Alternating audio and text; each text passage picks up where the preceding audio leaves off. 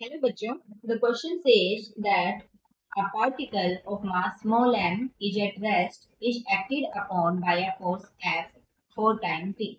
Its kinetic energy after the interval t is. We have to find out the kinetic energy and the option is 2ftn, 2ft by m, ft by m and f square t square by 2m. हमें जो kinetic energy है उसको F T और M T terms में निकालना है। तो इस क्वेश्चन को सॉल्व करने के लिए सबसे पहले हम देखते हैं what is the key concept of the question. So जो की कॉन्सेप्ट होगा यहाँ पे क्वेश्चन का वो क्या होगा, हमें निकालनी है काइनेटिक एनर्जी। काइनेटिक एनर्जी का फॉर्मूला क्या होता है, half M V square. Okay, और हमें जो पोटेंशियल एनर्जी होती है दैट मीन्स पी जो होता है momentum, that is equal to M V. Okay, and जो फोर्स होता है वो पी की टर्म्स में क्या होता है, that is equal to dp divided by dt. That means rate of change of momentum. That means p divided by t. Okay. And हमारे पास इसमें होता है force that is equal to mass into acceleration. Okay. That means dp divided by dt.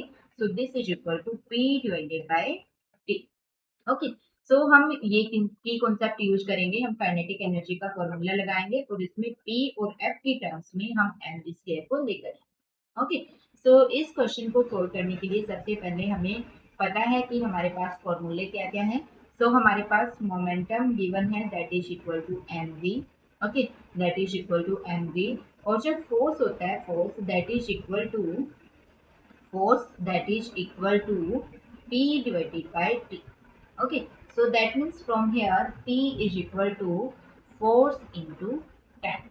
P किसके equal होता है, force into tan। Okay, and जो kinetic energy है that is equal to half M V square. अगर हम इस kinetic energy में half M V square है that is equal to half M V square, इसको अगर हम एम से मल्टीप्लाई कर देते हैं और एम से डिवाइड कर देते हैं तो that means there will be no effect on the term. यहाँ पे टर्म पे कोई इफेक्ट नहीं होगा।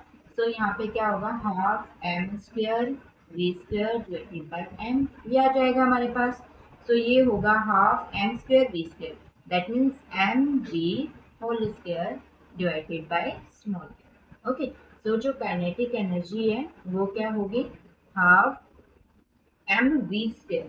mv that is equal to momentum, that means p square divided by small m, that is equal to half p square. P square that means we find out that p is equal to f into t. So this is equal to f t square divided by small m. So this is equal to f square t square divided by 2m.